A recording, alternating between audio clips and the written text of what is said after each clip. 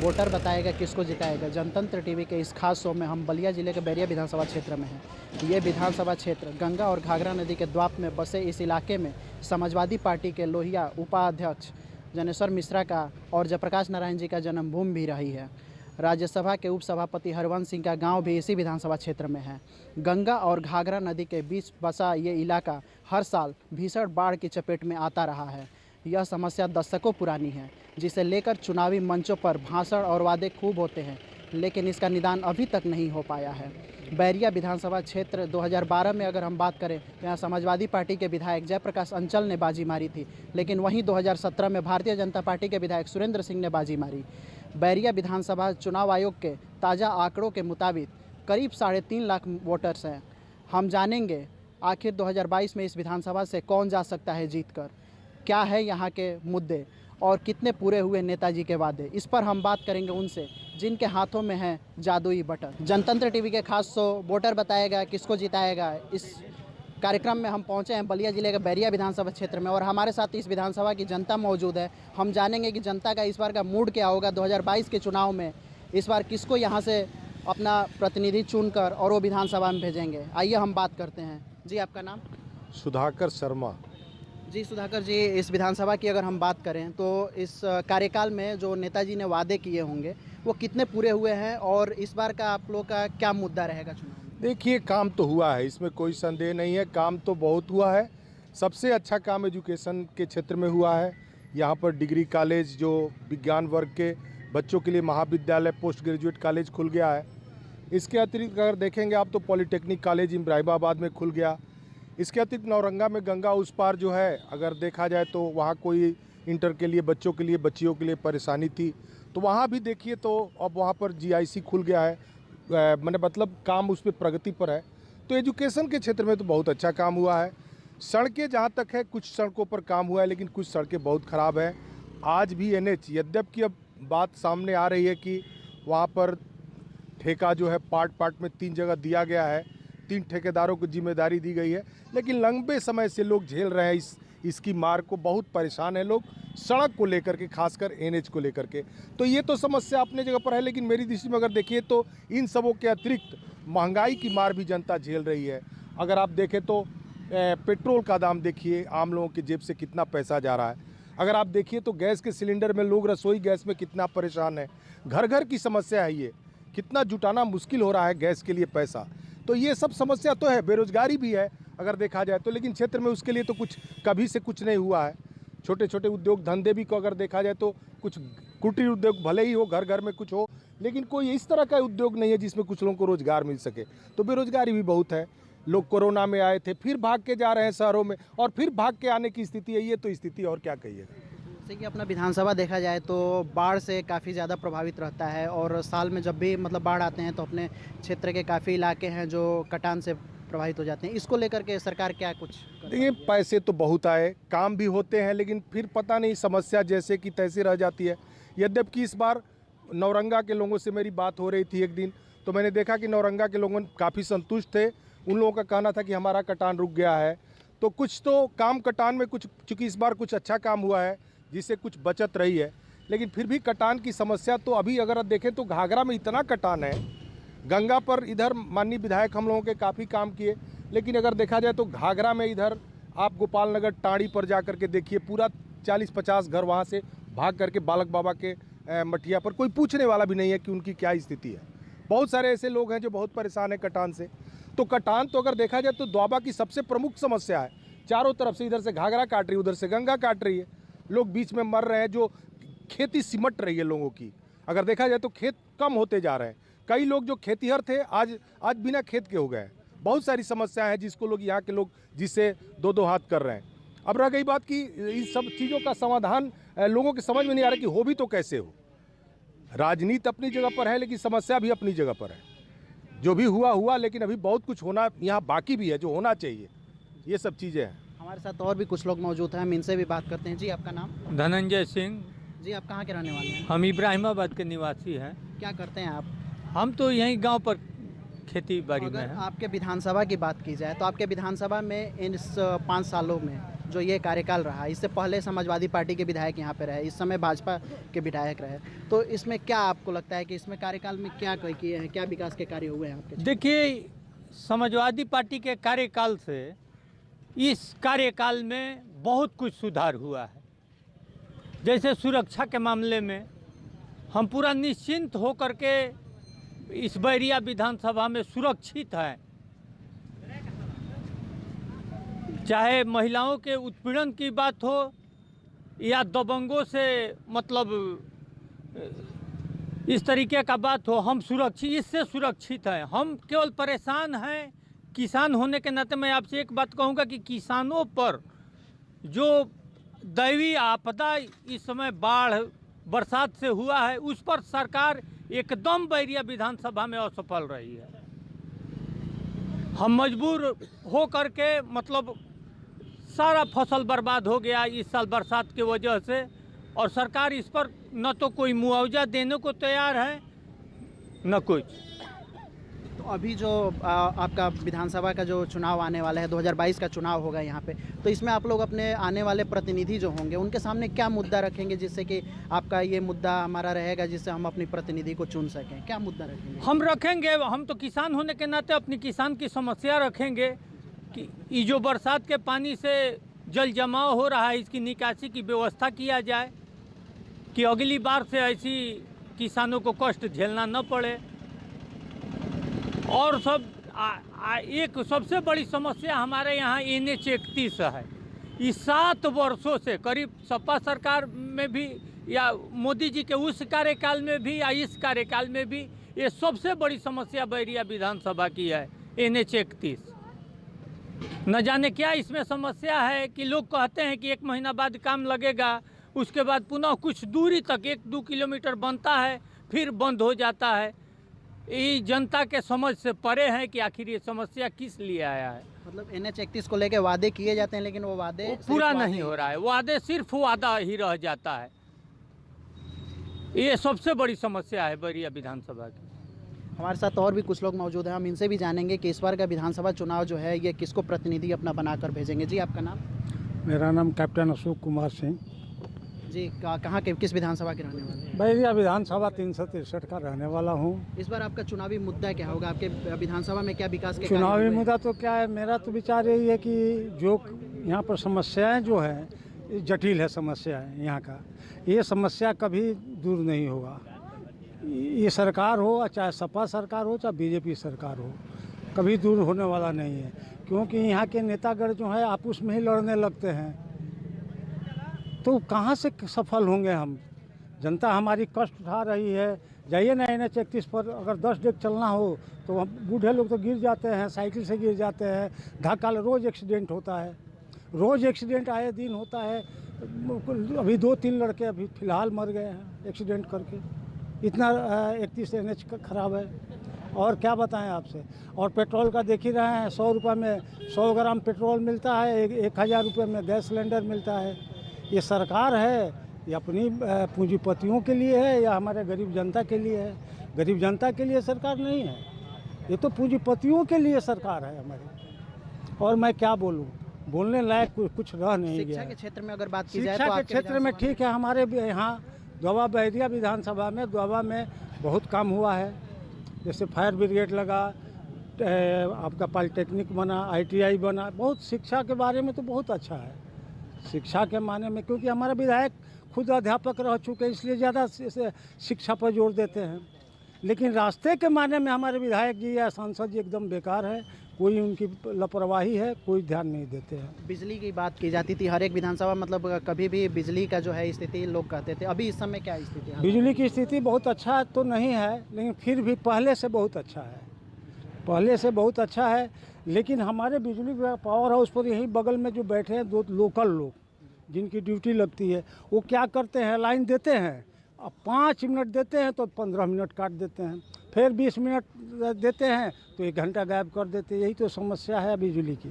लेकिन लाइट ऐसे रह रही है, 18 घंटा तो नहीं, लेकिन 14 घंटा हम लोगों को लाइन मिल रही है। जैसे विधायक हमारे साथ योगी जी का कहना है कि हम 24 घंटा देंगे, मैंने 2022 के बाद देंगे कि 24 में देंगे, कोई ठीक नहीं।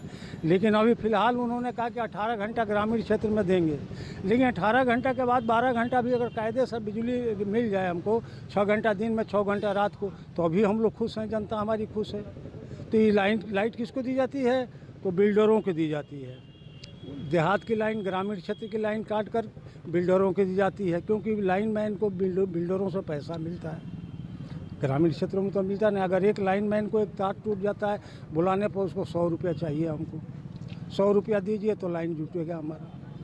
हमारी समस्या तो ये है बिजली के विभाग में। यानी कि सरकार की तरफ से जो वादे होते हैं वो वहाँ से तो पूरे किए जाते हैं, लेकिन यहाँ धरातल आकर पर धरातल पर पूरा नहीं होता है। धरातल के ही लोग, नीचे के ही लोग जो हमारे बीच के हैं, वही जो है यहाँ पर कटअप कर देते हैं।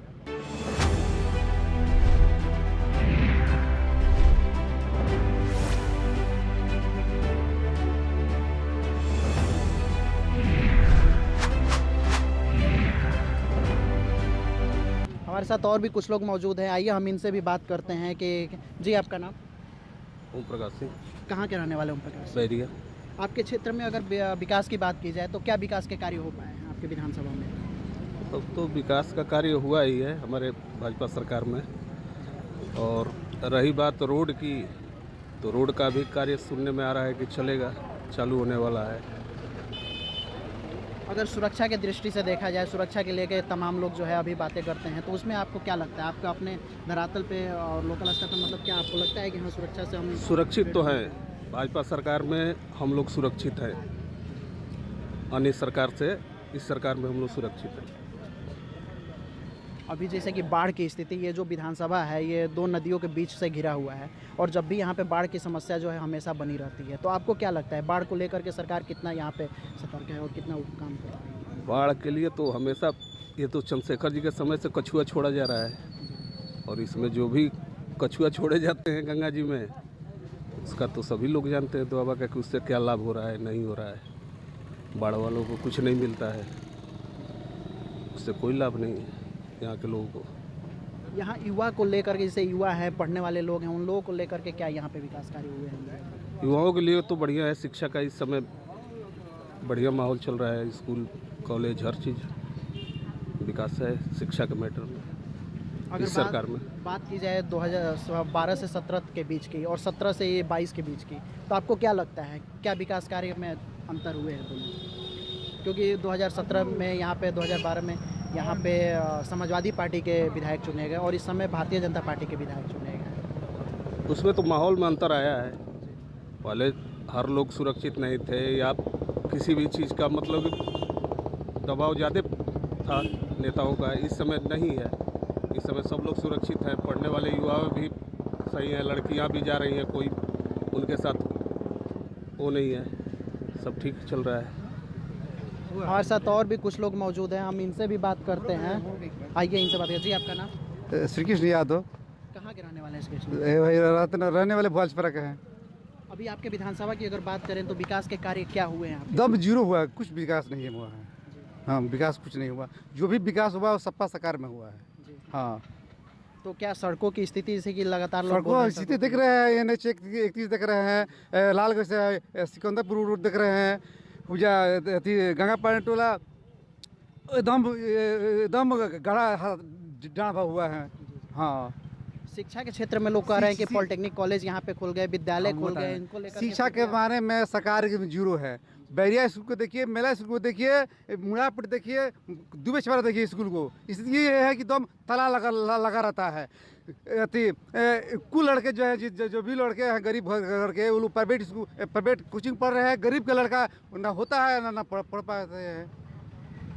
एकदम शिक्षा एकदम जीरो है। हाँ, शर्मा जो है उप CM जो है, वो भी कहे कि यहाँ केवल डिग्रियाँ दी जाती हैं, कोई पढ़ाई नहीं हो रहा है।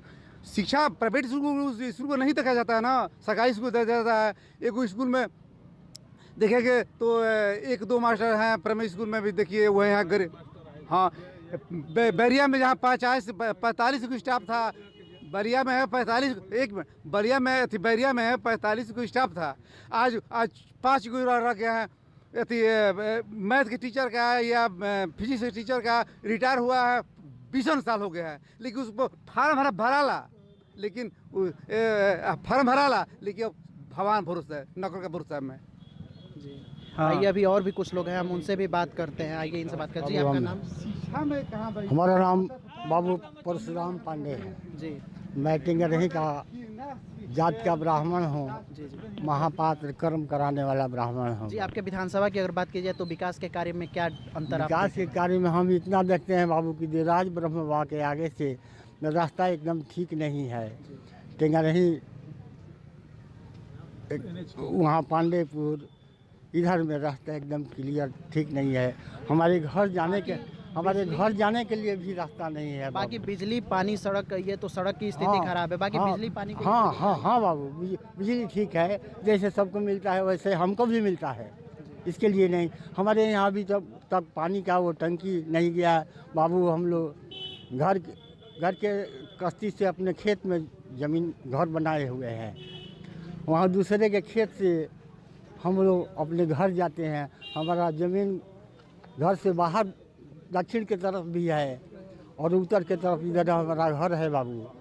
आने जाने के लिए रास्ता कोई साधन, हमारे अभी दामाद मुंशी जी गाड़ी अभी लेकर हम यहाँ पे तमाम लोगों से बात की है। सड़कों की स्थिति को लेकर के सबके शिकायत है कि यहाँ पे NH31 की स्थिति जो है, और यहाँ देखा भी गया है कि लगातार जो है आंदोलन करते रहे हैं लोग NH31 को लेकर। मौजूदा विधायक हैं वो भी NH31 को लेकर के कई बार शिकायत कर चुके हैं। NH31 की स्थिति अब ये देखना है कि कब तक सुधरेगी। आइए हमारे साथ कुछ और लोग भी मौजूद हैं, हम इनसे भी बात करते हैं। जी आपका नाम? जी ओम प्रकाश, कहाँ के रहने वाले हैं? बैरिया विधानसभा के रहने वाले। जी आपके विधानसभा क्षेत्र की अगर बात करें तो विकास के कार्य किन किन क्षेत्रों में आप देखते हैं कि आपके क्षेत्र में विकास? देखिए, हमारे क्षेत्र में अगर आप देखें तो शिक्षा के क्षेत्र में बहुत ज़्यादा विकास हुआ है। कल तक प्राइमरी स्कूल से लेकर डिग्री कॉलेज में एक शिक्षक नहीं थे, पूरा बंद चलता था प्राइमरी स्कूल या डिग्री कॉलेज। आज देखेंगे तो प्राइमरी स्कूल से लेकर डिग्री कॉलेज तक इतने शिक्षक हो गए हैं, यानी हर विषय के हर सब्जेक्ट के टीचर आ गए हैं, चाहे इंटरमीडिएट कॉलेज हो, हाई स्कूल हो, प्राइमरी हो या डिग्री कॉलेज हो।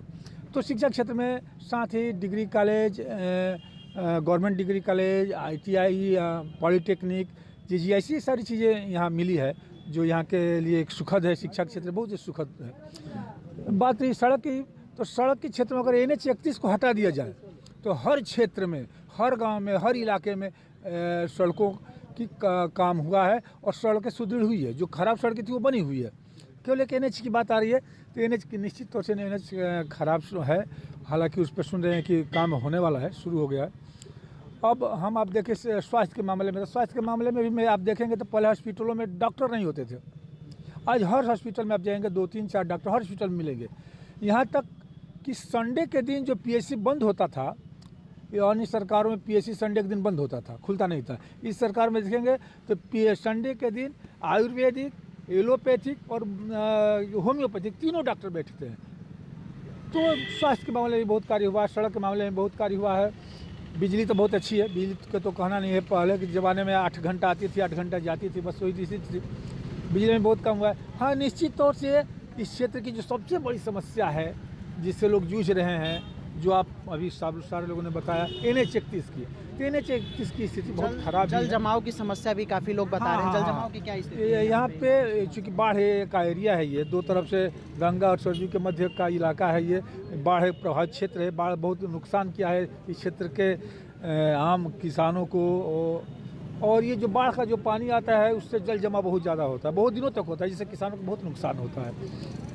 बाढ़ को लेकर के देखा जाता है कि चुनावी मन से हमेशा भाषण दिए जाते हैं, वादे भी किए जाते हैं। तो क्या माना जाए कि मतलब हमेशा की तरह इस बार भी सिर्फ केवल बाढ़ तो हमेशा से, और मेरे ख्याल से आगे भी सिर्फ वादे ही रह जाएंगे, पूरे नहीं हो पा रहे। बाढ़ के लिए कोई अस्थायी समाधान सरकार की तरफ से, चाहे सपा सरकार हो, भाजपा सरकार हो, कोई अस्थायी समाधान इसका नहीं निकल पाया आज। जनतंत्र टीवी के खास कार्यक्रम वोटर बताएगा किसको जिताएगा में हमारे साथ मौजूद है बैरिया विधानसभा क्षेत्र के क्रांतिकारी विधायक सुरेंद्र नाथ सिंह जी, और हम इनसे जानेंगे कि इन्होंने अपने कार्यकाल में क्या विकास के कार्य किए हैं और किन मुद्दों पर इस बार के चुनाव लड़ेंगे। आइए हम इनसे बात करते हैं। जी विधायक जी, आपके विधानसभा की अगर हम बात करें तो क्या विकास के कार्य हुए हैं? ऐसा है पत्रकार जी, विकास की बात यदि बात करते हैं तो विकास की परिभाषा बहुत व्यापक होती है। केवल नाली खड़ंजा विकास नहीं होता है। मेरी दृष्टि में इंसान को श्रेष्ठ इंसान बना करके समाज और देश के लिए एक उपयोगी व्यक्तित्व बनाना सबसे बड़ा काम होता है। और मैं उस क्षेत्र में बहुत बड़ा काम किया हूँ। 70 वर्ष की आज़ादी के बाद राजकीय पॉलिटेक्निक और राजकीय महाविद्यालय विज्ञान वर्ग BSc MSc की शिक्षा अब हमारा गरीब बेटा भी, गरीब पिता का पुत्र भी, पुत्री भी, उसको बलिया और छपरा या आरा नहीं जाना पड़ेगा, सोनबरसा और इब्राहिमाबाद में उच्च शिक्षा प्राप्त करने की परिस्थिति मैंने बना दिया है पूज्य योगी आदित्यनाथ जी की कृपा से, अपनी सरकार की कृपा से। इससे बड़ा काम न भूतो, भविष्य तो इसलिए नहीं कहूँगा कि भविष्य में कोई हो सकता है कि बड़ा काम इससे भी हो जाए, लेकिन न भूतो, 70 वर्ष में न भूतो ऐसा कोई काम नहीं कर पाया था। बाबू मैनेजर सिंह जी, रामनाथ पाठक जी, रामानंद पांडे जी, राधा मोहन सिंह जी जैसे महान विभूतियों ने कुछ जरूर इस क्षेत्र में काम किया था, कुछ क्या बहुत ज़्यादा काम किया था। लेकिन विज्ञान वर्ग की पढ़ाई, BSc और MSc की पढ़ाई और राजकीय पॉलिटेक्निक इंजीनियर बनने की पढ़ाई, तो यह सौभाग्य परमात्मा ने मुझे दिया है और शायद किसी भी समाज के विकास के लिए इससे बड़ा कोई काम हो ही नहीं सकता है। तो मैं द्वाबा के विकास का जो निरंतर विकास करने का प्रक्रिया है, उस प्रक्रिया को हमने पूर्ण करने का प्रयास किया है और भगवान ने ये जस मुझको दिया है। 10 वर्षों बाद दिखाई देगा कि द्वाबा, अब द्वाबा कैसा द्वाबा। हर गांव में जब 10 इंजीनियर, 10 BSc MSc किए हुए छात्र मिलेंगे तो द्वाबा का स्वरूप ही कुछ भिन्न होगा और द्वाबा विकसित द्वाबा के रूप में अग्रसर होगा। नाली खड़ंजा पुल पुलिया तो हर नेता अपनी योग्यता क्षमता के अनुसार कुछ न कुछ बनाता है, अच्छा या बुरा बनाता है। लेकिन यह काम जो हुआ है, मैं कह सकता हूँ कि द्वाबा के विकास का एक नया गाथा लिखेगा और नया द्वाबा बनाने में अहम भूमिका निर्वाह करेगा। यही नहीं, एक ग्राम पंचायत के लिए एक राजकीय इंटर कॉलेज बनवा देना, ये भी हमारी सरकार और पूज्य योगी आदित्यनाथ जी की कृपा है। और मेरे आग्रह को स्वीकार करके नरौंगा भोपाल छपरा में एक गांव के लिए इंटर कॉलेज स्वीकृति प्रदान करना, ये भी मेरे जीवन का सौभाग्य है। जहाँ तक बनाने की विकास की और बात करते हैं तो मैंने द्वाबा को बचाया भी है, द्वाबा को बनाया भी है। द्वाबा को बचाने का मतलब, द्वाबा को हमने बचाया है प्राकृतिक आपदाओं से। घाघरा और गंगा का कटान 4 साल हमको इतना परीक्षा लिया है, लेकिन मैं पूज्य योगी आदित्यनाथ जी को फिर प्रणाम करते हुए, अपनी जनता की तरफ से प्रणाम करते हुए अभिवादन करूंगा कि उन्होंने लगभग 300 करोड़ रुपए का प्रोजेक्ट दे करके द्वाबा को दक्षिण से, उत्तर से, दक्षिण से और पूर्व से, तीनों दिशाओं से हमको बचाने में, घाघरा और गंगा से बचाने में पूज्य महाराज जी ने बहुत बड़ा सहयोग किया है। मैं कोटिशः प्रणाम करता हूँ। मैं नहीं तो आज द्वाबा का स्वरूप ही कुछ और होता। द्वाबा को 2-3 भाग में द्वाबा बट गया होता, घाघरा और गंगा के प्रवाह के कारण बट गया होता। लेकिन वो परिस्थिति भगवान ने नहीं देखने को दिया हमको, यह मेरे लिए सौभाग्य की बात है। और आज मेरा द्वाबा सम्यक रूप से सुरक्षित है, हर दिशा से सुरक्षित है। और ये तो आपदाओं से बचाने की बात थी, मैं आपदाओं से भी बचाया, भूमाफियाओं से बचाया, समाज के अच्छे लोगों को गुंडों से बचाया, बेटियों को अपराधियों से बचाया। तो हमारे कार्यकाल में अपराधी और गुंडे जरूर डर करके रहे और सदाचारी व्यापारी हो, सदाचारी हो, व्यापारी हो या ब्रह्मचारी हो या साधु हो, सब लोग प्रसन्नतापूर्वक अपना जीवन व्यतीत किए हैं। यही एक श्रेष्ठ मुखिया का और जो राजा का धर्म है, उस धर्म को हमने पूरा किया है। उतना ही नहीं, 5 वर्षों में 50,000, हर साल मैं 10,000 कंबल बांट करके अपने मानवीय जीवन को भी धन्य किया है। कोई भी ऐसा व्यक्ति द्वाबा का नहीं है होगा जो मेरे दरवाजे पर, अभावग्रस्त व्यक्ति जो मेरे दरवाजे पर कंबल के लिए आया हो जाड़े में, उसको मैं आदरपूर्वक सम्मान न किया हो। ये भी मेरे जीवन के लिए एक बहुत विलक्षण और आत्म शांति प्रदान करने वाला कार्यक्रम मेरा रहा, जिसको मैं संपन्न किया हूँ। इससे इन सब अच्छे कामों को कहना नहीं चाहिए, लेकिन राजनीति में अच्छा लोग जाने और उसको जान करके अच्छा काम करें, इसके लिए प्रेरित परिस्थिति बनाना भी आवश्यक होता है। इसलिए हमने इस बात को कह भी दिया। तमाम लोगों से बात किया, सबकी अपनी अपनी समस्या है। ज़्यादातर लोग यहाँ पे ये बताए कि शिक्षा के क्षेत्र में विकास भी हुए हैं। NH 31 को लेकर सबकी शिकायत रही है और बाढ़ को लेकर के यहाँ स्थिति काफ़ी ख़राब है और जल जमाव की स्थिति जो है उससे भी किसान काफ़ी परेशान है। अब देखना ये है कि इस बार यहाँ बैरिया विधानसभा से आखिर में ये किसको अपने विधानसभा से प्रतिनिधि चुनकर भेजते हैं, ये तो आने वाला वक्त बताएगा।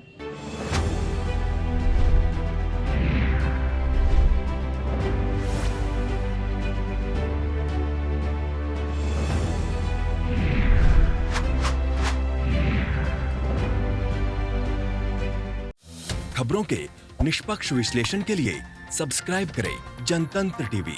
and press the bell icon. Never miss any update.